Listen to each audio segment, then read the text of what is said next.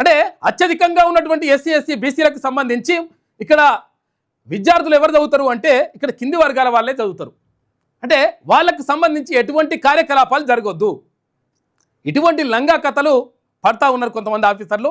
మీ సంగతి ఎంతో నడుస్తుంది. అరే ఉట్టిగానే గాజులు దలుచుకొని కూర్చుంటారనుకున్నారా బాబు? ఇష్టం వచ్చినట్టుగా మీ అయ్యే జాగీర్ లెక్క మీ ఇంటికాడ చేస్తారా ధర్నా?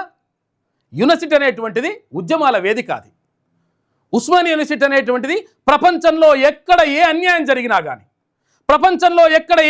జరిగినా కానీ ఉస్మానియా యూనివర్సిటీ వేదికగా మొత్తం కూడా ఉవ్వెత్తున ఉద్యమాలు వస్తాయి. అక్కడ ఏ దేశంలో వేరే దేశాలలో జరిగితే కూడా అన్యాయం జరిగితే వాళ్లకు సంఘీభావం ప్రకటిస్తారు ఇక్కడ ఉస్మానియా యూనివర్సిటీ నుంచి. అటువంటి చరిత్ర నీకు తెలియదా? లేకపోతే మరి అసలు యాక్చువల్గా ఏమనుకుంటా ఉన్నారు? నిజంగా మరి వీసీ గారు ఏం చేస్తూ ఉన్నారు? మొత్తం మీద ఇటువంటి కథలు బంద్ చేయరు. బీసీలకు సంబంధించి, బీసీ విద్యార్థులకు సంబంధించి కానీ, బీసీ ప్రొఫెసర్లకు సంబంధించి కానీ, బీసీ ఉద్యోగులకు సంబంధించి కానీ ఎవడైనా నకరాలు చేస్తే వాళ్ళకు ఉంటుంది లెక్క. అంటే ఏంద్రా బాబు? అంటే కనీసం ఇక్కడ అన్యాయం జరుగుతూ ఉంది, 42% రిజర్వేషన్ ఇస్తా అని చెప్పిన తర్వాత అది ఇవ్వడం లేదు, ఇవ్వండి అని చెప్పేసి అంటే కనీసం అట్లా మాట్లాడే హక్కు లేదా? అంటే ఇప్పుడు ఇక్కడ చేయకూడదు, ఇక్కడ ఇటువంటి సెక్షన్ పెట్టేసిన సెక్షన్ ఇవ్వాలి వచ్చిన అదరా నాయన. తెలంగాణ ఉద్యమం జరుగుతున్న కాలంలో నిజంగా ఒకవేళ ఉమ్మడి రాష్ట్రంలో ఇటువంటి సెక్షన్లు పెడితే ఉస్మానియా యూనివర్సిటీ కానీ, కాకతీయ యూనివర్సిటీ కానీ, పాలమూరు యూనివర్సిటీ కానీ, ఇక్కడ తెలంగాణ యూనివర్సిటీ కానీ, మహాత్మా గాంధీ యూనివర్సిటీ కానీ, మొత్తం శాతవాహన యూనివర్సిటీ కానీ యూనివర్సిటీలన్నీ కూడా ఇక్కడ ఉద్యమాల్లో పాల్గొనేటివా?